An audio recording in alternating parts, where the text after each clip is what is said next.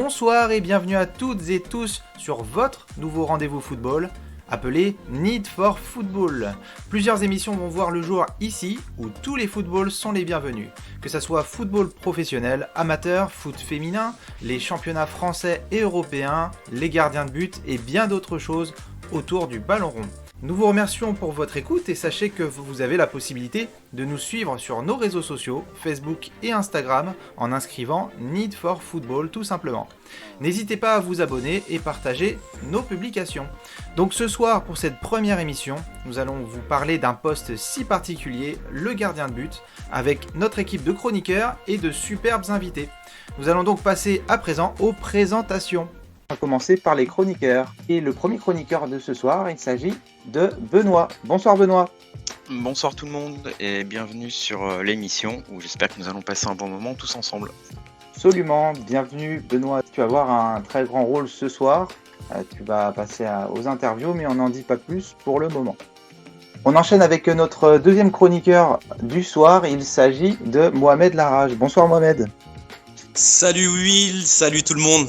Eh ben, bienvenue à toi, bienvenue à toi. Merci. Toi aussi, tu auras une autre chronique, on va en parler un petit peu plus en détail dans le sommaire, donc bienvenue à toi et ravi de te revoir une nouvelle fois. Plaisir partagé. Eh ben, c'est parfait. On enchaîne avec le troisième chroniqueur, c'est Benoît Tissier. Bonsoir à tous, ravi d'être avec vous. Et on enchaîne maintenant, vu qu'on a vu les chroniqueurs et notre consultant de ce soir, on va passer à nos invités, à commencer par Vincent de Marconnet. Bonsoir Vincent. Bonsoir William, bonsoir Momo, bonsoir Benoît. Ravi de t'accueillir sur cette nouvelle émission spéciale Gardien, notamment, et on va en savoir plus, notamment sur ta carrière et ce que tu fais actuellement au Paris FC. Merci pour l'invitation, c'est un grand plaisir d'être avec vous ce soir. Et ben, c'est un plaisir partagé, comme le disait tout à l'heure Mohamed, donc bienvenue à toi. Nous accueillons un deuxième invité ce soir. Il s'agit aussi d'un autre membre du Paris FC. Il s'agit de l'entraîneur des gardiens, d'ailleurs de Vincent. Il s'agit de Michael Bouli. Bonsoir Michael. Bonsoir à tous, merci pour l'invitation et en espérant... bienvenue à toi. Merci, c'est gentil. On te remercie. On est vraiment ravis de vous recevoir ce soir. On peut faire limite une émission spéciale Paris FC. C'est surtout les gardiens, donc vos postes qui nous intéressent, mais plein de choses qui nous intéressent surtout dans votre carrière et de ce que vous faites actuellement. Donc bienvenue messieurs. Merci. Donc les présentations sont faites. On va pouvoir passer au sommaire de la soirée. On va commencer ce sommaire spécial gardien donc avec la première partie et l'interview de notre invité du soir, Vincent de Marconnet, portier du club francilien, le Paris Football Club. Le natif de Poitiers nous fait l'honneur de participer à l'émission ce soir et son interview sera pilotée par notre chroniqueur Mohamed Larage. En seconde partie, on enchaînera avec l'interview de notre second invité du soir. Il s'agit de Michael Bouli, entraîneur des gardiens du Paris FC et notamment de Vincent de Marconnet. Il nous fait également l'honneur de se joindre à nous dans notre émission spéciale gardien pour une superbe interview. Vous allez vous en apercevoir, celle-ci sera tenue par Benoît Tartarin, notre chroniqueur. Puis nous passerons à la chronique de notre consultant, spécialiste du poste de gardien aussi, avec son média Main Opposée. Il s'agit bien entendu de Benoît Tissier, à qui nous a confectionné avec sa plume et son œil quelques petites questions bien précises. Et enfin, pour boucler la boucle, nous ponctuerons l'émission par le quiz spécial Dernier Rempart, préparé par le très actif Benoît Tartarin. Donc les présentations sont faites, le sommaire vient d'être fait. Nous allons pouvoir lancer la soirée avec la première partie et l'interview de Vincent de Marconnet par Mohamed. Jingle!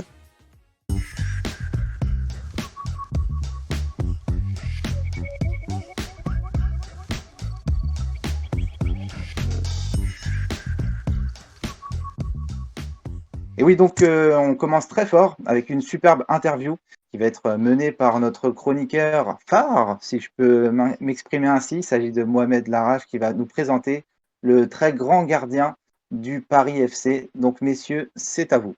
Salut Vincent. Salut Momo, bonsoir. Ça me fait plaisir de t'interviewer parce que on est des frères d'armes, même si on n'a pas eu la même trajectoire. Mais en tout cas, ça me fait toujours plaisir d'interviewer un gardien, notamment toi Vincent. Alors tu es né le 5 avril 1983 à Poitiers.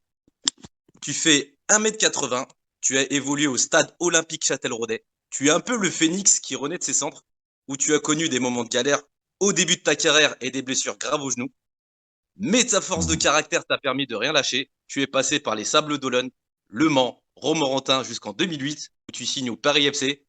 Pratiquement 13 ans plus tard, tu es toujours là et tu es le joueur le plus capé du PFC en détrônant l'ancien Algérien, défenseur algérien Lamri Lahachi. Tu as même été élu meilleur gardien de L2 en 2019 et détenteur du record, attention, du record d'Europe de 19 matchs sans prendre de but. Alors la question que je pose en tout premier à tous les gardiens, c'est pourquoi ce poste de gardien? C'est une bonne question. Je pense que je dois ce choix de poste tout simplement à mon grand frère. Voilà, j'ai un frère qui a 2 ans de plus que moi. Et donc forcément, il a commencé à taper dans le ballon un petit peu avant moi. Mais rapidement, on a joué ensemble et tous les deux, que ce soit à la maison ou dans le jardin ou voilà, chez les grands-parents, dans la cour, tout ça, à l'école aussi.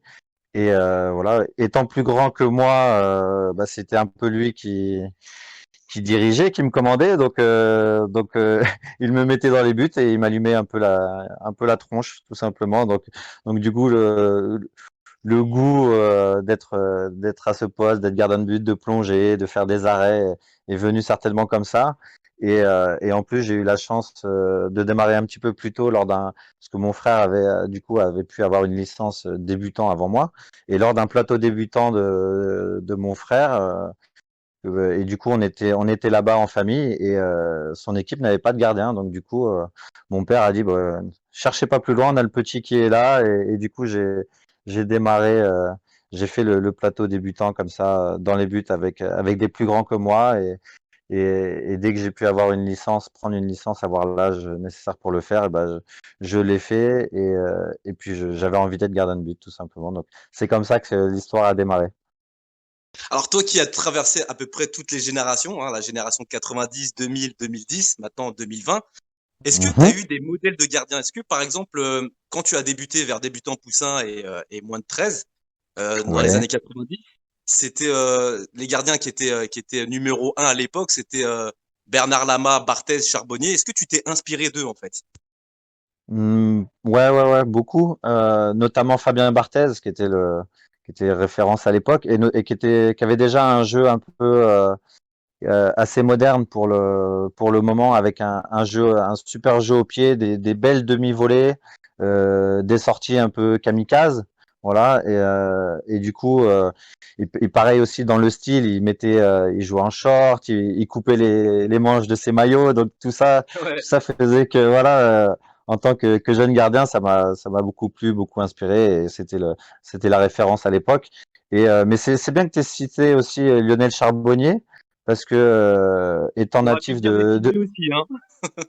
Comment? T'aurais pu dire qui? Letizy. Ouais, Lionel Utizi. Oui, mais la petite anecdote par rapport à Lionel Charbonnier, c'est qu'il est né aussi à Poitiers. Et quand j'étais petit, ben, on me l'avait souvent répété que Lionel Charbonnier était originaire de Poitiers. Du coup, bon, bah, j'ai un peu suivi sa carrière sans le prendre spécialement pour modèle, parce qu'il avait un style, voilà, étant formé à la JOCR qui était un peu bien particulier.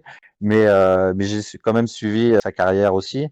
Et son père étant aussi au sein du district de la Vienne, du 86 de Poitiers, mon père l'avait croisé aussi à l'époque et tout ça, donc ça crée des liens sur ces générations-là. Et du coup, mais c'est vraiment Barthez que j'ai beaucoup apprécié et qui m'a beaucoup inspiré quand j'étais jeune. Et après, j'ai aussi apprécié, ouais, énormément Bernard Lama, ses sorties aériennes, ses belles horizontales sur les sorties aériennes. On peut pas les oublier. Voilà, c'était un phénomène de technique. Voilà, il était aussi lui aussi en avance sur son temps. J'ai une image là comme ça en tête en parlant. C'est quand il fait une sortie en dehors de la surface, il est en dehors de la surface, mais finalement il plonge en arrière et il prend le ballon avec les mains à l'entrée de la surface. Cette sortie-là, elle est mémorable. Et là, comme ça, tu vois, de parler de Bernard Lama, j'ai ces images en tête. C'est vrai que Bernard Lama, moi, c'était mon gardien de référence à l'époque, puisqu'on est de la même génération. Hum, hum, Aujourd'hui, hum. aujourd'hui, Vincent, quel est ton regard sur ce poste et son évolution? Bah écoute, c'est vrai que depuis quelques années, et voilà, notamment avec le changement de règles, avec le jeu au pied a fortement évolué et l'utilisation du poste a changé. Et là, depuis quelques années, on sent que les entraîneurs s'appuie de plus en plus sur des gardiens dans leur plan de jeu, notamment voilà d'un point de vue tactique sur les ressorties de balles, notamment avec l'année dernière avec le changement de règle sur les 6 mètres, on voit de plus en plus d'équipes qui cherchent à relancer de derrière et aspirer l'équipe adverse pour pouvoir après profiter des espaces plus hauts sur le terrain. Et donc non, j'ai l'impression que le poste continue d'évoluer et de plus en plus fortement. Et justement, c'est un plaisir de vivre cette transition, cette évolution du poste en étant joueur. Et on en parlera certainement plus tard dans l'émission avec Michael Bouli, mon coach. Mais c'est un plaisir de vivre ça en étant acteur du jeu, justement. Alors, tu es resté titulaire indiscutable. Enfin, il y a eu une année où, tu étais en concurrence avec un autre gardien, même ça s'est soldé par une descente. Alors, malgré l'arrivée de nombreux gardiens, comment as-tu géré la concurrence tout au long, depuis 2008 au PFC? Et ben, la concurrence fait partie du poste. Quand je suis arrivé au club, je suis arrivé moi-même en tant que numéro 2. Donc voilà, je savais où je mettais les pieds. Et après, il faut travailler. Et si des fois les opportunités se présentent de jouer, et voilà, il faut répondre présent. Mais quand on est numéro 2, il faut accepter ça et donner le meilleur à l'entraînement pour justement aider l'équipe et aider celui qui joue à être performant et rester dans une éthique de travail qui est bonne, qui est saine et qui fait avancer tout le monde. Et c'est comme ça qu'on progresse. Et après, la concurrence, après, quand on est en position de jouer, et il faut chercher toujours à s'entraîner fort, toujours chercher à vouloir progresser, il y a toujours des axes de travail, il y a toujours des choses à améliorer. Et encore plus avec l'évolution qu'on a connue, l'évolution du poste qu'on vient de souligner précédemment. Donc il y a toujours des choses à faire, il y a toujours des choses à améliorer, il y a toujours des aspects de son jeu que l'on peut chercher à perfectionner. Et il faut être dans cette logique-là pour rester performant. Et le fait qu'il y ait souvent eu de brassage, à part moi au niveau des gardiens, j'ai rarement eu longtemps les mêmes gardiens avec moi. Et ben ça pousse à toujours vouloir s'améliorer, à s'entraîner dur et quand on est sur le terrain, à vouloir garder la place de titulaire et voilà et faire les meilleures saisons possibles. Voilà, donc je le vois comme ça. Alors, tu as parlé de concurrence saine. Alors moi, les deux questions que j'ai envie de te poser là maintenant, c'est est-ce qu'elle a toujours été saine et est-ce que les choix des entraîneurs ont toujours été justes? Mais forcément que quand on est tributaire d'un choix qui nous pénalise ou par exemple si je peux prendre l'exemple de la saison dernière où j'ai démarré la saison et je n'ai pas été performant le staff a décidé dans un premier temps de me faire souffler et après de continuer en faisant jouer Anthony Maisonneuve. Forcément que on peut des fois ne pas être d'accord, mais force est de constater que l'année dernière j'étais pas performant et la concurrence doit exister pour tous les postes et elle fait avancer. Donc voilà. Après, sur mon passage au Paris FC, il y a eu une autre période où j'ai subi une forme de concurrence qui avait été un peu contre moi et où du coup au début de saison je l'ai un peu mal vécu. C'était l'année où c'était Alain Mboma l'entraîneur lors de la préparation et il m'avait dit que voilà il nous avait réunis, il avait fait une réunion et il avait dit clairement que le gardien déjà présent, donc moi, était à ses yeux supérieur au gardien qu'il venait de faire venir, qui était son gardien dans son ancien club, qui s'appelait Michael Germain à l'époque. Et donc voilà, donc lors de la préparation, sauf que le dernier match amical, c'est moi qui est sur le banc, qui suis sur le banc et l'autre qui joue. Et la saison s'est déroulée quasiment comme ça. Toute la saison, j'avais dû faire 7 ou 8 matchs. Donc il y avait pour moi un manque d'honnêteté ou de clarté. Après, il avait pas, voilà, après il avait fait son choix.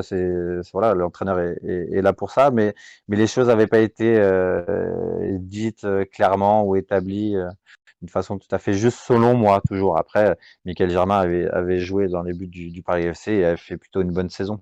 Mais au départ, j'estimais que c'était pas totalement clair la position, que au moins étant le gardien qui venait de jouer et faire des bonnes saisons avant avec le Paris FC sous l'ère Vanucci, j'avais fait des bonnes saisons et j'estimais que j'aurais pu au moins démarrer la saison et après, suivant les performances, s'il avait eu envie de changer et qu'il le fasse ou pas. Mais voilà, c'est comme ça fait partie d'une carrière et voilà, on est aussi tributaire, nous, comme chaque joueur, des choix d'un entraîneur.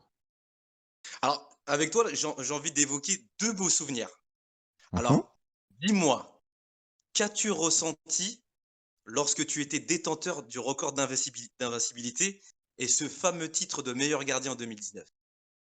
Ouais, donc le record c'est le record de clean sheet dont tu parles en fait, c'est ça, hein? Ouais, c'est le record de clean sheet l'an premier. Ouais, ouais, le record de clean sheet, il est, je crois que tu as dit 19, mais il me semble que c'est 23 matchs sans prendre de but sur 30, enfin, moi, du coup, sur une saison, c'était sur 38, mais moi, j'avais disputé 37 matchs.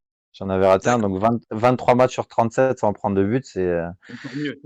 ouais, ouais, j'étais au niveau de ces classements-là de clean sheet, il y avait des amis qui suivaient ça et c'est vrai que on était numéro un en Europe au Paris FC sur cette stat-là. Ouais, pour être numéro un en Europe, faut que ce soit une saison phénoménale. Donc c'était extraordinaire. Alors à titre personnel, je faisais une bonne saison, évidemment, mais forcément un gardien ne peut pas réaliser ce genre d'exploit tout seul. Voilà, on avait une équipe qui était tellement solide, qui aimait défendre et qui s'est construite sur ça. Donc voilà, des attaquants au milieu. Voilà, c'était notre ADN de cette saison-là, cette solidité. Et après, peut-être qu'au fur et à mesure qu'on parlait de ces statistiques, bah, les joueurs ont aussi voulu défendre ça, notamment aussi encore plus les défenseurs. Et nous, gardiens, bah forcément qu'à chaque match qu'on terminait, où on gagnait 1-0 ou autre comme ça, bah, on était super content de rajouter un petit match à cette stat-là et de pas prendre de but. C'est devenu un peu, pas un jeu, mais bon, voilà, quand plus on en parle et plus on a envie de défendre ces choses-là. Donc voilà, et au final, on a emmené cette stade jusqu'à 23 et c'est assez phénoménal. Et après, pour revenir au trophée de meilleur gardien de Ligue 2, je pense que bah du coup, on a tellement parlé des clean sheets, de la solidité de l'équipe. On avait pris 18 buts en championnat sur 30, enfin 18 buts sur 38 journées. C'est pareil, c'est monstrueux. Il y a que peut-être l'Atlético de Madrid qui fait mieux des fois sur certaines saisons. Donc voir cette saison-là, je crois que c'était l'année où Liverpool était au top. Donc il y Ouais. avait très peu d'équipes en Europe qui avaient encaissé aussi peu de buts. Donc pareil, ça m'a forcément aidé à obtenir ce trophée. Et ouais, obtenir ça, c'est quelque chose à laquelle je pensais pas. Voilà, il y a quelques années en arrière, quand j'étais un bon gardien national. Voilà, obtenir ce trophée de meilleur gardien de Ligue 2 sur la deuxième année où j'étais titulaire en Ligue 2, et à mon âge, c'est c'est juste exceptionnel et c'est une très très grande fierté. Et voilà, ça restera certainement après ma carrière un des plus beaux souvenirs, c'est évident. Justement, vu toutes les galères que tu as eues en début de carrière, parce que tu as quand même connu le chômage, tu as connu Mhm, des grosses blessures. Est-ce que tout à fait. quand tu as reçu ce titre-là, est-ce que tu as eu un goût de revanche ou un goût de satisfaction personnelle, mais vraiment, extraordinaire, quoi? Est-ce que c'était plus de revanche ou vraiment une fierté derrière? Non, ces choses-là, quand on va chercher des bonnes saisons, des bonnes performances, on le fait avant tout pour soi, pour ses proches, pour son équipe. Voilà, on le fait pas. Et après, quand on analyse un peu avec un peu plus de hauteur, oui, on peut se dire, ouais, si par rapport aux coups durs ou des choses qu'on a vécues dans notre carrière ou de ceci, de cela, après, on peut se dire que c'est un pied de nez à certaines personnes et tout, mais ça vient après. Et encore, sur le moment, c'est pas ça le sentiment prédominant. C'est vraiment c'est personnel, c'est tout ce qu'on fait au quotidien, tout ce qu'on met en œuvre d'un point de vue même familial dans sa vie de tous les jours et tout ce qui est autour de son métier, son investissement qu'on y met au quotidien. Et voilà, c'est vraiment ça qui ressort. C'est pas le reste, vraiment. Alors tu es passé par Romorantin. tu as connu un certain Jean-Marc Pilorget. Oui. Et la question que je te pose, parce que Jean-Marc Pilorget, hein, il est connu, hein. Mhm. Est-ce que Jean-Marc Pilorget est le premier entraîneur qui t'a véritablement fait confiance? Et a-t-il été le détonateur de ta carrière? Alors, je sais pas si c'est vraiment les détonateurs, mais après, ce qui s'est passé à Romorantin, c'est que pareil, j'avais signé à Romorantin en tant que numéro 2. Il y avait un gardien qui était là-bas depuis de nombreuses années, qui s'appelait Romuald Dardois, qui était un super gardien et qui était installé au club depuis très Ouais, longtemps. Et gardien confirmé. Comment? Un gardien confirmé d'après ce que j'ai entendu. C'est ça, ouais, un gardien confirmé de National, ouais, tout à fait. Ouais. Et donc je venais, moi j'étais plus jeune, j'avais, il me semble 24 ans à l'époque, donc je venais pour éventuellement prendre la relève quelques temps après et tout ça, sur un projet comme ça. Et Jean-Marc Pilorget est arrivé en cours de saison. Lorsque j'étais d'ailleurs blessé pour la première fois des ligaments croisés, parce que je me suis rompu les ligaments croisés en septembre de cette saison-là. Donc Jean-Marc Pilorget est arrivé à l'automne, il me semble, et peu de temps après ma reprise des entraînements collectifs et tout ça, Jean-Marc Pilorget m'a donné l'occasion de jouer.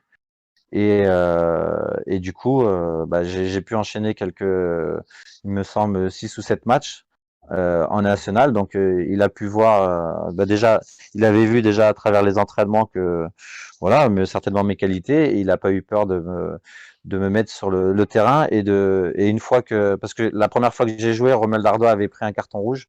Et donc, du coup, je suis rentré en cours de match à Cannes, il me semble. Et après, j'ai pu enchaîner quelques matchs. Mais après le retour de suspension de Romuald Dardois, Jean-Marc Pilorget m'a laissé dans les buts. Donc c'est là qu'il a fait preuve voilà de confiance à mon égard et que j'ai pu enchaîner quelques matchs avant de me refaire mal au genou, il me semble.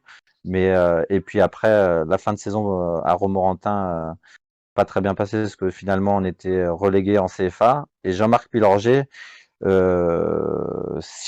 revenait au Paris FC et du coup était à la recherche d'un deuxième gardien pour être derrière Stéphane Lucas qui était le gardien du Paris FC à l'époque. Et du coup, malgré le fait que je m'étais blessé à nouveau au genou un petit peu en fin de saison, m'a proposé de venir au Paris FC pour être numéro 2 et voilà, donc du coup c'est comme ça que ça s'est passé pour mon arrivée au PFC et je la dois grandement à Jean-Marc Pilorget, c'est vrai. Alors, moi, Jean-Marc Pilorget, j'entends souvent, j'ai vu. Et en fait, on ne sait pas vraiment c'est quoi ses méthodes à Pilorget. Est-ce que tu as une anecdote à nous raconter? Parce qu'on sait tous sur les autres entraîneurs comme bah, plein d'autres, quoi. Mhm. Mais Oui, Pilorget, on ne sait pas vraiment qui c'est dans le monde professionnel. Enfin, nous, on va dire en tant que spécialiste, on sait à peu oui. près, mais on va dire pour le grand public, on entend son nom, mais on ne connaît pas ses méthodes. Est-ce que tu peux nous raconter une petite anecdote de Pilorget? Ouais, Jean-Marc, c'était un entraîneur que c'était un super meneur d'hommes. Voilà, il avait un relationnel qui était extraordinaire avec les joueurs. Il était très proche de ses joueurs. Il aimait beaucoup, voilà, discuter avec eux, voilà, les mettre leur apporter de la confiance. Mais après, c'est vrai que sur tout ce qui est l'aspect tactique, technique, j'ai assez peu de souvenirs parce que j'ai l'impression qu'à cette époque-là, bah, moi, gardien de but, on me demandait d'être bon dans les buts, mais j'avais pas un regard vraiment spécial et global sur les plans de jeu, voilà. C'était pas encore arrivé à ce moment-là enfin, en tout cas dans ma réflexion moi en tant que joueur, voilà, je savais dans quel système on jouait, mais à l'époque on faisait pas spécialement encore beaucoup de vidéos sur les adversaires parce qu'on c'était en national, donc les supports vidéo étaient pas encore spécialement présents et c'est arrivé un petit peu après, donc après les entraînements voilà étaient communs à ce que au standard de l'époque. On faisait des choses assez classiques. Et puis d'autant plus que nous, les gardiens, on était quand même de temps en temps à l'écart, donc les joueurs de champ pourraient encore mieux parler de moi de Jean-Marc sur les entraînements, parce que nous, on passait déjà pas mal de temps en spécifique à l'époque. Mais voilà, les souvenirs que j'ai de Jean-Marc, c'est ça, c'est surtout le relationnel qu'il avait avec les joueurs et ce qu'il dégageait. C'est quelqu'un qui a beaucoup de prestance, qui a la tête haute, voilà, qui a son passé de joueur historique au PSG pour lui, voilà, quelqu'un qui dégage ça et qui apporte ça aux joueurs, voilà. Et c'est vraiment son leadership sur le groupe qui m'a marqué, moi, voilà, à l'époque. Alors, tu as connu beaucoup le national Oui. et là maintenant la L2 et même durablement. Alors, ce que j'aimerais savoir en fait, c'est on voit L2, national, ok, d'accord. Mais quelle est la différence entre le national, la nationale et la L2 au niveau des exigences du haut niveau? Est-ce que la L2 est vraiment plus dure, plus rude, quoi? Ou, Euh, non, ou sinon, est-ce que je c'est dis- plus c'est tactique? pas les bons termes. Ouais, c'est pas les bons termes parce que dur et rude, ça convient très bien en national aussi en fait. Ouais, ouais, ouais, Euh, c'est ce que. voilà, ouais. Mais la Ligue 2, c'est forcément déjà naturellement un cran au-dessus. Donc la qualité des joueurs est meilleure. La qualité des attaquants, de finition, tout ça, c'est meilleur. Les pelouses sont de meilleure qualité. Donc le jeu, tout ça s'en ressent. Alors après, des fois, il y a des matchs de Ligue 2 qui sont assez hachés, qui sont fermés et c'est pas forcément du grand spectacle aussi, mais c'est assez rare. Tandis qu'en national, c'est vraiment des matchs très serrés toute la saison où le premier qui marque, voilà, le premier but a une grande importance. Et les équipes, des fois, même s'il y a des équipes joueuses, hein, des équipes portées sur l'avant, mais on va dire qu'à partir du mois d'octobre, fin octobre jusque fin mars, il y a vraiment des terrains où c'est bourbier et il faut, malgré ton envie d'essayer de proposer du jeu, et ben faut souvent se montrer pragmatique. Et du coup, c'est du football des fois basé sur du jeu direct, des duels, des coups de pied arrêtés. Donc voilà, et le championnat s'en ressent. Et donc c'est un championnat où la donnée athlétique, physique est très très importante. Et donc voilà, et après en Ligue 2, alors le jeu va plus vite parce que les joueurs sont d'un niveau supérieur et voilà, et tout ce qui en découle quelque part. Les attaquants sont de meilleure qualité, les mecs, ça frappe, c'est plus précis, ça va plus vite. Il faut prendre des informations encore plus vite. Voilà, c'est tout est tiré voilà, d'un niveau au-dessus, quoi. Voilà. Alors, la saison dernière, vous avez loupé de Mhm. très peu la montée en 1. Non, Et il y a 2 ans. il y a 2 ans, c'est vrai, il y a 2 ans. Et, Saison euh, dernière, et, on euh, était loin. ouais. Et en fait, là, cette année, à l'heure où on parle, le Paris FC est troisième du classement. Mhm. La question que je te pose, euh, l'accessibilité en L1, est-ce que ça serait le Graal pour vous? Moi, personnellement, quand je te vois en tant que gardien, j'ai l'impression que malgré ton âge, hein, parce que tu as Mhm. 37 ans, j'ai l'impression que tu peux garder les buts pendant très longtemps, en fait. J'ai l'impression que en fait, c'est surtout ces dernières années où tu vraiment, tu as l'air d'être un gardien très, très, très confirmé. Pour moi, j'en parlais à Benoît tout à l'heure, pour moi, j'ai l'impression que tu as 30 ans, que tu n'en as pas 37. Et pour moi, en fait, j'ai même envie de te dire que tu as encore une page à écrire, mais en L1. Est-ce que pour toi, ça serait le Graal d'aller en L1? Ouais, évidemment que ce serait une forme de. On connaît mon histoire avec le Paris FC. Ça fait actuellement 12 ans et demi que je suis au club. J'ai connu le National, la Ligue 2. Jouer en Ligue 1 avec le Paris FC, forcément que ça représente quelque chose de, voilà, le sommet un peu de la pyramide de mes objectifs quelque part. Donc quand tu dis le Graal, oui, ça peut l'être. Alors jouer en Ligue 1 avec le PFC, ce serait super. Mon histoire avec le club serait encore plus belle. Donc ça veut dire qu'on aurait fait une montée avant. et obtenir après jouer en Ligue 1, oui, alors je te dis oui, c'est top, mais euh, c'est pas une fin en soi de jouer en Ligue 1, il faut obtenir le maintien aussi en Ligue 1, tu vois. Si c'est pour jouer en Ligue 1 et redescendre, bah, et que l'histoire se termine comme ça, bah, ce serait dommage. Donc jouer en Ligue 1, oui, ce serait super. Et maintenir le club et faire une belle saison en Ligue 1, ce serait encore mieux. Tu vois, je suis déjà dans l'étape supérieure, mais avant qu'il y ait la Ligue 1, il faut déjà réussir à jouer cette montée et réussir cette accession qui est forcément aussi un objectif que j'ai en plus. Et voilà, forcément que moi, en tant que ancien du club, j'en ai peut-être encore plus envie que les autres. Et d'autant plus que malgré que je fasse 30 ans, bah, je sais que j'en ai 37 et que le nombre d'années qu'il me reste sont pas très. Il y en a de moins en moins. Donc voilà, j'ai peut-être moins de Non, temps que les autres pour personnellement, j'ai moins de temps que les autres pour y arriver, pour réussir à aller en Ligue 1 avec le PFC. Mais donc voilà, le temps presse et si on peut le faire dès cette année, ce sera vraiment super. ça serait super un derby Paris Saint-Germain, Paris FC au Parc. Avec toi dans les buts, ça serait super. Alors, Mhm, je te pose la question justement sur le Paris Saint-Germain.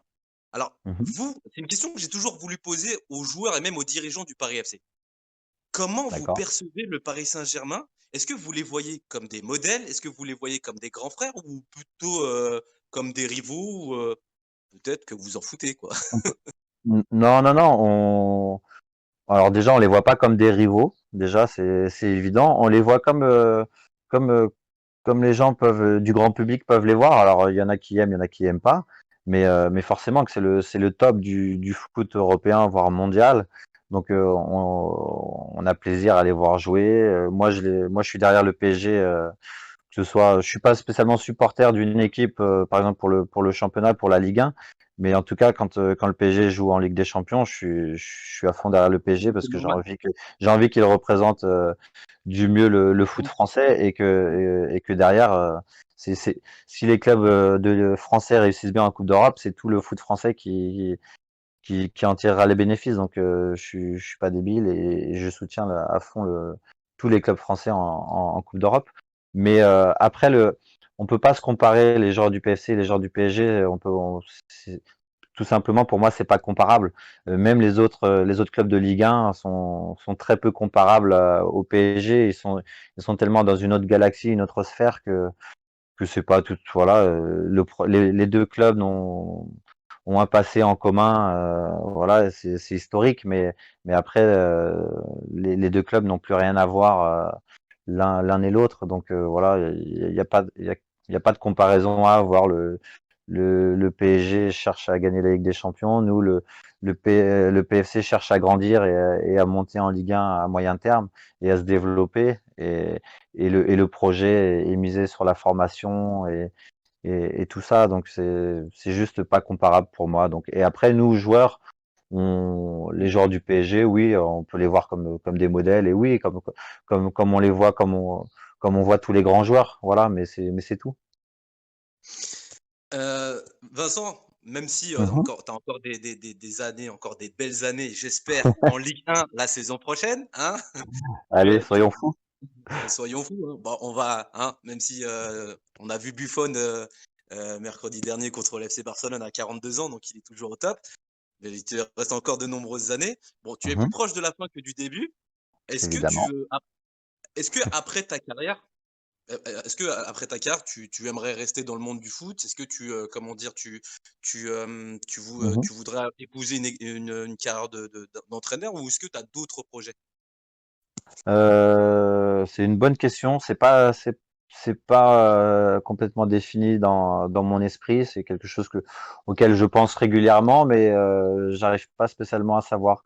Alors, j'ai déjà discuté un petit peu avec le Paris FC sur l'après carrière de joueur. Alors, on l'a évoqué, mais on n'a rien acté et on n'a rien décidé parce que déjà on ne sait pas quand est-ce que la carrière de joueur s'arrêtera.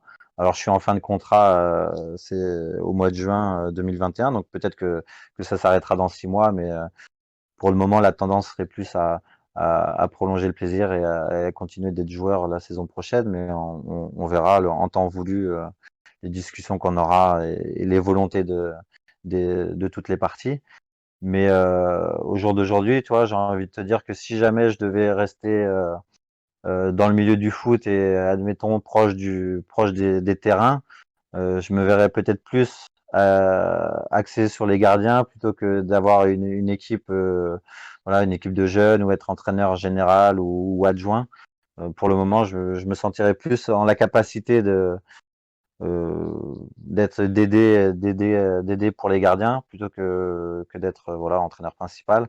Et après, mais je me sens aussi tout à fait capable si le club, voilà, on sait que le Paris FC est amené à se développer et à grandir, que voilà, je me sens tout à fait capable aussi de faire autre chose au sein du club, voilà, et pas spécialement proche du terrain, et voilà, quitte à forcément est prêt à me former dans différents domaines pour faire des choses, voilà, qui peuvent être, je ne sais pas, je sais pas, ambassadeur du club, ça peut être du le scouting, non, pas spécialement, mais ça peut être l'aspect commercial, ça peut être, voilà, il y a plein de choses qui me passent qui me passent dans l'esprit, voilà, à travers l'esprit, et je me dis que oui, ça peut être faisable. Alors mes envies sont pas définies au jour d'aujourd'hui, donc on verra en temps voulu ce qui est possible de faire ou non, et puis voilà, on a encore le temps, et donc voilà, donc ça me perturbe pas plus que ça. J'y pense, mais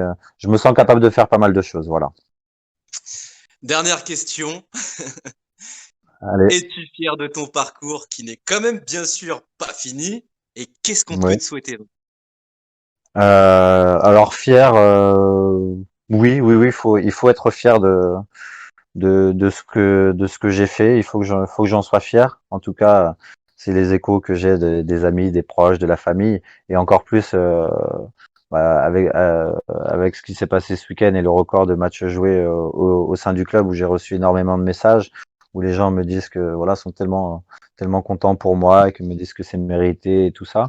Alors oui, je suis content, je suis fier. Pendant longtemps, je suis resté bloqué un peu en national, à espérer soit signer dans un autre club de Ligue 2 ou à monter avec le Paris FC. Et aujourd'hui, voilà, je cherchais à jouer, à être professionnel et à jouer à un meilleur niveau. Et aujourd'hui, ça fait quelques années que je le fais et qu'on le fait ensemble avec le Paris FC. Et c'est quelque part mes meilleures années. Je vis pleinement mon métier depuis qu'on est vraiment qu'on est en Ligue 2, parce que ça coïncide avec les meilleures installations que j'ai eues pour faire mon métier, avec le nouveau centre d'entraînement à Orly. Et on a vraiment tout à disposition. Je m'éclate et je prends énormément de plaisir à m'entraîner, à chercher à progresser, à évoluer, à se renouveler presque, même des fois grâce à Mika Bouli qui est là, qui nous entend. Et donc voilà, tout ça, ouais, tout ça, c'est un plaisir de vivre ça. Et donc je suis super fier de ça. Et d'autant plus que quand voilà, tu l'as évoqué précédemment, j'ai eu quelques coups durs. J'ai connu le chômage pendant 6 mois à 21 ans. En sortant du Mans, j'ai fait 6 mois sans club avant de rejoindre les Sables d'Olonne en CFA2. Donc le chômage, je l'ai connu très tôt, alors que j'avais connu de l'intérieur une accession en Ligue 1 avec Le Mans quelques temps auparavant, en étant deuxième puis troisième gardien. Tout ça, du coup, et pas mal d'années avant au centre de formation. Donc, j'ai grandi au sein d'un club professionnel en voulant faire ça plus le temps avançait. Et après, je suis sorti du monde pro, et c'était pas simple, notamment avec la case chômage et les stages UNFP que j'avais fait et tout dans leur intégralité. Et après, j'ai connu, tu l'as dit aussi, des pépins physiques, où j'ai eu 2 ligaments croisés presque coup sur coup. Et donc du coup, deux ligaments croisés, enfin le deuxième ligament croisé quand on a 23, 24 ans, bah, tu sais pas, t'as peu de visibilité sur la suite de ta carrière. Moi, si on m'avait dit à 34 ans, ouais, tu vas jouer jusqu'à 34, 35 ans, je disais ouais, ok, pas de souci, mais j'avais toujours en tête, ouais, si mon genou le permet, tu vois, parce que je savais pas comment mon corps allait vieillir. Et du coup, si on m'avait dit que je serais toujours gardien en Ligue 2 à 37 ans et 38 en fin de saison, si on m'avait dit ça il y a une dizaine d'années, alors que j'étais en national et je galérais, enfin, pas je galérais, mais j'étais déjà en national et c'était bien, mais j'aspirais à vouloir jouer au moins en Ligue 2. Et j'aurais été juste satisfait de jouer en Ligue 2. Et au jour d'aujourd'hui, on joue en Ligue 2, mais on a de nouveaux objectifs en tête et qui est d'aller voir à nouveau ce qui se passe au-dessus. Et donc, voilà, il y a une évolution qui est commune au Paris FC, voilà, qui est la mienne et qui est commune aussi au club. Et c'est top. Voilà, donc c'est juste un grand kiff de faire ce métier-là et c'est pour ça que j'ai envie de le faire le plus longtemps possible parce que quand on est joueur, j'ai moi j'ai mis du temps à arriver jusqu'en Ligue 2, à connaître les bons moments, donc j'ai envie et c'est peut-être ça aussi qui me permet de des moments de galère, les années de national et les années difficiles qui fait qu'aujourd'hui j'apprécie pleinement ce que je vis au quotidien et qui me permettent d'avoir cette longévité et d'avoir encore envie voilà, de la faire continuer le plus longtemps possible, tout simplement. En tout cas, je te le souhaite. Je te le souhaite. Je te souhaite de perdurer encore longtemps. Je te souhaite une montée en Ligue 1 pour que le monde du foot français, ceux qui sont férus de Ligue 1 te découvrent, même à 37 ans, même à 38, même à 40, on s'en fout. Mais en tout cas, je te souhaite la santé, je te souhaite beaucoup de belles choses. Je suis ravi de cet entretien. Je te remercie beaucoup et, euh, et, euh, et plein de belles choses.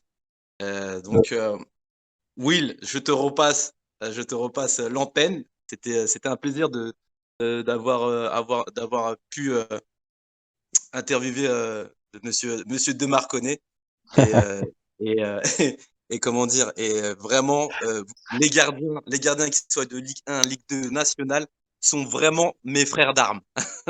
Donc, tu es mon frère Eh ben, d'armes, Monsieur Marconnet. Ok, frérot. merci. Merci messieurs, merci à toi Mohamed pour avoir conduit cette superbe interview. Franchement, on a découvert beaucoup de choses, surtout l'évolution. On a suivi un peu l'évolution à travers tes questions. Donc merci à toi. Merci Merci. également à Vincent pour ces superbes anecdotes. D'ailleurs, comme je disais, on en apprend toujours plus. Donc c'est génial non seulement de t'accueillir dans cette émission et de savoir qu'un gardien de ton âge, justement, peut être très performant parce que très souvent, il y en a beaucoup qui peuvent douter. Or, il n'y a pas de raison de douter, sachant que, comme il disait, moi aussi, quand j'étais découvert, je te voyais même plus jeune. Donc, enfin, je pense que c'est très flatteur. Donc, merci messieurs. L'interview se ponctue juste ici, mais on va avoir les questions des autres chroniqueurs, à savoir les Benoît, donc Benoît Tartarin et Benoît Tissier, qui va nous rejoindre, ainsi que notre deuxième invité du soir, Michael Bouli. On va poursuivre avec la question des chroniqueurs, à commencer par la question de Benoît sur Vincent de Marconnet. Donc, Benoît et Vincent, nous vous écoutons. Merci William. Alors en fait j'ai pas une question, j'en ai deux qui sont différentes à te poser Vincent. La première c'est j'ai regardé ton parcours depuis déjà quelques temps et on parlait du national et en fait le national moi c'est un championnat qui m'a toujours beaucoup intéressé, que j'ai beaucoup suivi, notamment de par nos origines communes. Et en fait, j'ai vu que ton parcours avait beaucoup de similitudes avec celui de deux autres joueurs, à savoir Franck Ribéry et Mathieu Valbuena. Et ce qui vous caractérise tous les trois, c'est que vous êtes passés, on va dire, en dehors du circuit traditionnel de formation à la française, et que tous les trois, vous avez une force mentale qui est supérieure à la majorité des autres joueurs hein, qui ont pu suivre du coup eux un cursus plus classique en termes de formation. Et j'aimerais savoir, et je pense déjà avoir une partie de la réponse, si toi, comme Franck Ribéry et Mathieu Valbuena, qui sont en plus des joueurs qui ont à peu près le même âge que toi, tu te fixes des limites où en fait rien n'est impossible à atteindre pour toi, compte tenu notamment de ce que tu as déjà vécu en termes de blessures, en termes de concurrence, où tu as quand même été confronté à Romuald Ardois, qui est une légende à Romorantin, à ton parcours qui n'a pas toujours été simple. Est-ce que tu t'inspires tout comme eux de ça pour en faire une force aujourd'hui et dégager cette confiance qu'on peut voir en toi? Alors oui, alors c'est évident hein, que tous les coups durs ou tous les moments difficiles d'une carrière te renforcent et te blindent pour la suite. C'est évident. Tu vois, tout à l'heure, j'ai évoqué dans la première partie le fait d'avoir vécu 6 mois de chômage, mais à cette période-là, au début de ma période de chômage, j'ai aussi vécu à 21 ans le décès de mon père, que je sais que tu as connu en plus, parce qu'on est originaire de la même région. Donc à 21 ans, quand tu perds tu perds ton père, c'est un peu con de le dire, mais voilà, tu perds un parent et en plus de ça, tu vis une période de chômage, voilà, une période difficile professionnellement. C'est forcément difficile. Et après, ce qui peut arriver, enfin dans ta vie professionnelle liée au foot ou voilà, bah après derrière c'est plus facile à quelque part c'est pas que c'est dérisoire, mais c'est le décès de ton père c'est tellement fort que ce qui t'arrive derrière c'est moins important et tu le passes. Et donc forcément que cette période-là m'a blindé psychologiquement et en plus derrière ça m'a peut-être certainement aidé à vivre la période de blessure que j'ai connue avec les ligaments croisés où voilà il a fallu cravacher parce que quand tu subis cette blessure et la rechute t'as deux possibilités, c'est soit tu baisses les bras ou soit tu décides de vouloir continuer à jouer au foot et à vouloir vaincre un peu le coup du sort, le destin, et il faut faire une rééducation de malade, et c'est au quotidien, c'est comme ça qu'on revient, et t'as toujours en tête que quand tu vis ces moments-là, et tout le monde enfin beaucoup de gens te le disent, que quand on se blesse, ben on revient plus fort. Et moi, force est de constater que ce que j'ai connu quand j'étais que ce soit jeune joueur ou jeune homme dans ma vie personnelle m'a rendu extrêmement fort psychologiquement sur la suite de ma carrière. C'est évident pour moi. Et là où je te rejoins, c'est désolé si je vais te rappeler un mauvais souvenir, c'est par exemple, je me souviens que l'année dernière, tu vivais une saison qui était un peu plus difficile avec le club Mhm. et on a vu par exemple que vous aviez pris un 8-0, si je me souviens bien, à Nantes en Coupe de la Ligue, où Exact. c'est le genre de match qui peut faire douter, mais derrière, même si la saison était difficile, même si en match de coupe, je pense que cette soirée-là a dû être compliquée pour toi. On a toujours vu que tu avais toujours cette force qui te permettait d'une part de rassurer tes coéquipiers et de pas douter, de pas remettre en question le travail qui a été fait. Où on voit que bon, c'est un 8-0, c'est un match de coupe, mais tu as toujours su repartir de l'avant pour pouvoir justement montrer que tu étais toujours là et que tes performances étaient pas à remettre en question. Ouais, bah c'est ce qui s'est passé la saison dernière, un c'était une forme de combat contre moi-même.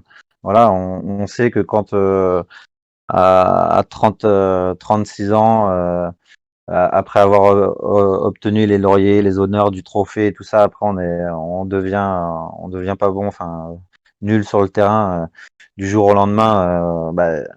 C'était logique de sortir de l'équipe. Après le 8-0, c'était tellement gros que quelque part c'est pas que ça m'a pas affecté, mais c'était tellement lié, ça allait tellement avec la mauvaise passe que je pouvais vivre personnellement et aussi collectivement avec le club que bah quelque part fallait lâcher un peu et se dire que c'était pas grave et que le fond était touché, qu'on pouvait que remonter et justement après c'était une forme de un véritable combat envers soi-même pour se montrer, se prouver déjà à soi-même et ensuite après aux autres que qu'on n'est pas fini, qu'on a envie de revenir sur le terrain et de montrer que qu'on en a encore sous le pied et c'est ce que j'ai réussi à faire sur la deuxième partie de saison quand j'ai eu l'occasion de rejouer et il y a eu plein de choses qui ont été mises en place pour m'aider justement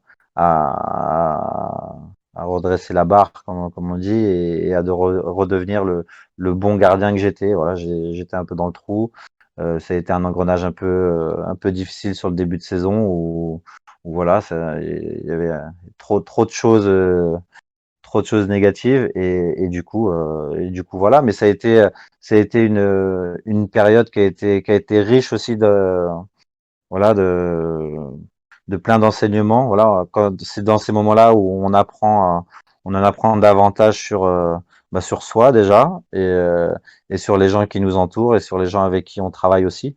Donc c'est toujours enrichissant et moi j'essaye toujours quels que soient les moments d'essayer d'apprendre des choses. Alors on a souvent tendance à dire que c'est dans les moments difficiles qu'on voit qui est qui et qu'on voit voilà la force des gens et moi c'est une fierté d'avoir réussi à revenir sur le terrain et d'être performant après cette période difficile parce que peut-être que certains auraient pu lâcher et moi c'était pas mon cas.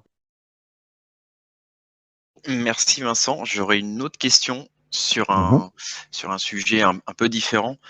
En fait, quand on regarde tes matchs, on voit que tu replaces beaucoup tes coéquipiers, tu leur parles beaucoup, voire même tu gueules pendant le match. Oui, Et c'est le cas, y a pas de, tu peux le dire. ouais, non, c'est y a pas de Mm. et je pense que quelque part ça les rassure. Et on voit que que voilà, tu as le brassard, tu es un leader dans l'équipe de par toute ton expérience au sein du club. Et moi, quand je regarde un petit peu ta manière de jouer, mon analyse, qui vaut ce qu'elle vaut, c'est que il y a deux parties dans Vincent de Marconnet. Il y a une partie sur les phases défensives et il y a une partie sur le reste. Et quand je dis le reste, c'est par exemple la participation au jeu et notamment le jeu au pied. Donc ma question, c'est aujourd'hui, est-ce que toi, tu dirais que tu es un gardien de but ou que tu es un 11e joueur de champ? Eh ben, c'est plutôt simple à définir. On est gardien de but quand l'adversaire a le ballon et on est joueur de champ quand quand l'équipe a la possession. Voilà, il faut se définir comme ça. Après, j'ai pris assez, pour revenir au fait que je parle beaucoup sur un terrain, j'ai pris conscience assez très tôt dans ma carrière que de l'importance de la communication et de l'importance qu'on pouvait avoir nous et de l'influence surtout qu'on pouvait avoir sur le jeu et sur ses coéquipiers avec la communication. Juste avec un bon commandement, une bonne parole, on peut annihiler une attaque adverse ou une occasion et quand on comprend ça et toute l'importance de la com, notamment chez les jeunes gardiens, c'est quelque chose de primordial qu'il faut développer.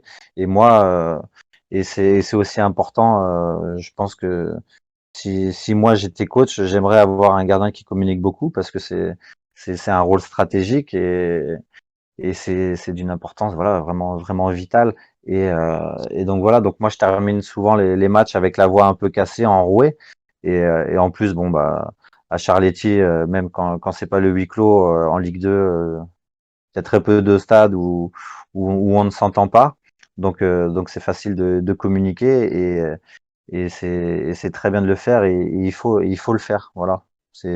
Pour moi, c'est quelque chose voilà, de vital. C'est devenu naturel, mais c'est quelque chose de très, très important. Et en plus, même si c'est pas forcément très lié au sport, une bonne pinte de bière après un bon match, ça permet de retrouver sa voix et de partager un moment avec ses collègues également. Je valide. Je valide totalement.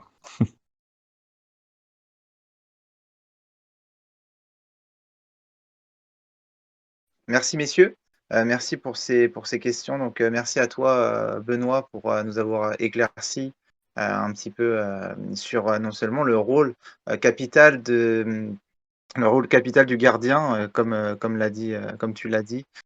C'est vrai que c'est un peu le 11e joueur de champ. Le football évolue et dans le bon sens, heureusement.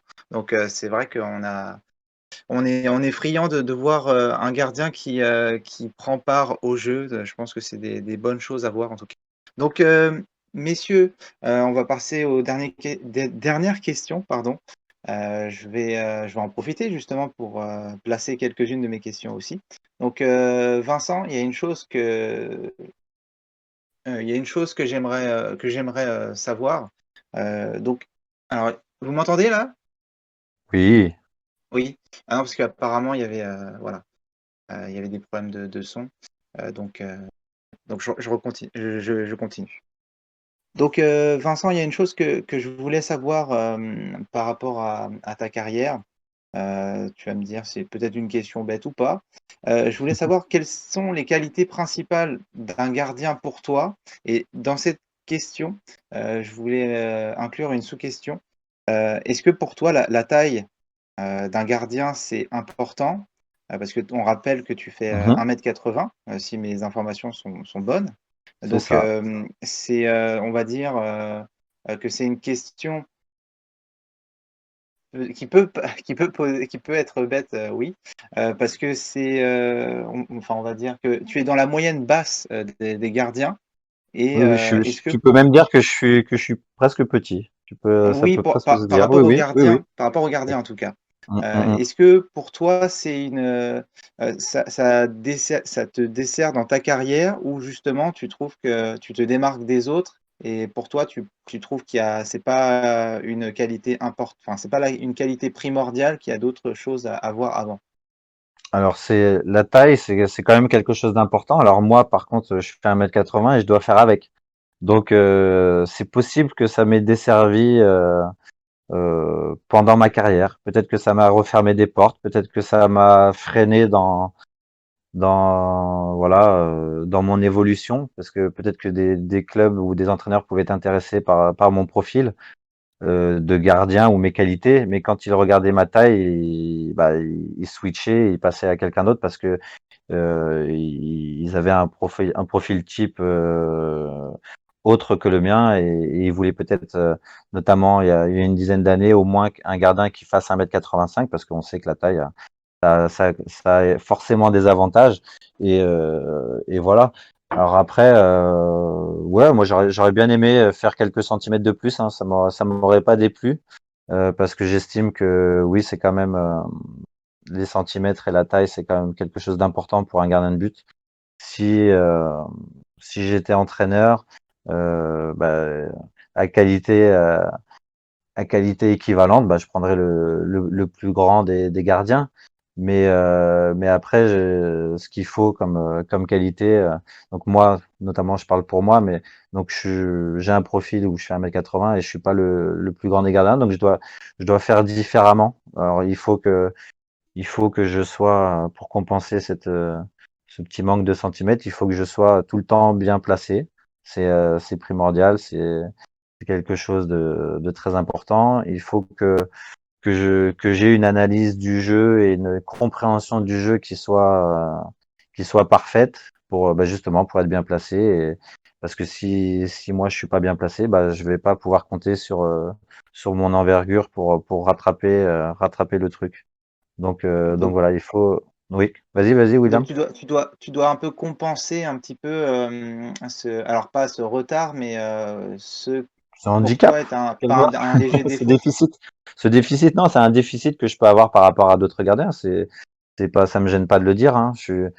Et tout à l'heure, d'ailleurs, dans la première partie de l'émission, quand on parlait du trophée, quelque part, c'est venu aussi sur le tard de fait, après, par rapport à la question d'obtenir ce trophée de meilleur gardien en ayant mon profil et ma taille, c'était aussi une petite victoire quelque part, tu vois. Enfin, il parlait de vengeance ou tu vois, de trucs comme ça, mais c'était pas, là, le mot est trop fort, vengeance, mais un petit, d'être le meilleur gardien de Ligue 2 en faisant 1,80 m, c'était une petite victoire personnelle. Voilà aussi, pour le petit, pour l'anecdote.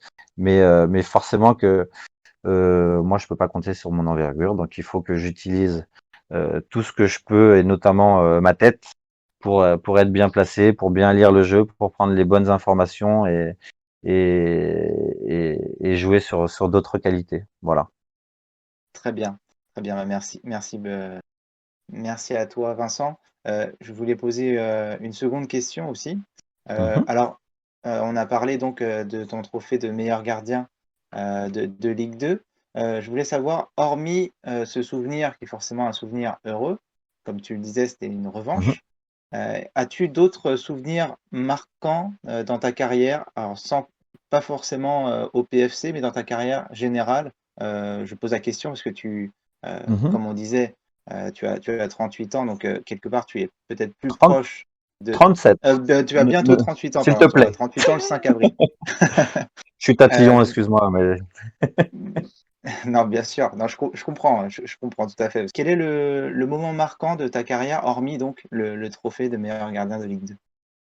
ouais, quand je prends un peu de hauteur et que je repense à tout ce que j'ai fait pour le moment, il y a plein de souvenirs qui viennent en mémoire. J'ai mon premier match en professionnel qui était une entrée en cours de jeu en Coupe de la Ligue au Havre quand j'étais au Mans. Mon premier match de Ligue 2 qui était contre Nancy la semaine suivante. Enfin, voilà, j'ai plein de faits marquants comme ça. Euh, la saison que j'ai vécue au Sable d'Olonne en CFA2, enfin j'ai passé un an et demi là-bas.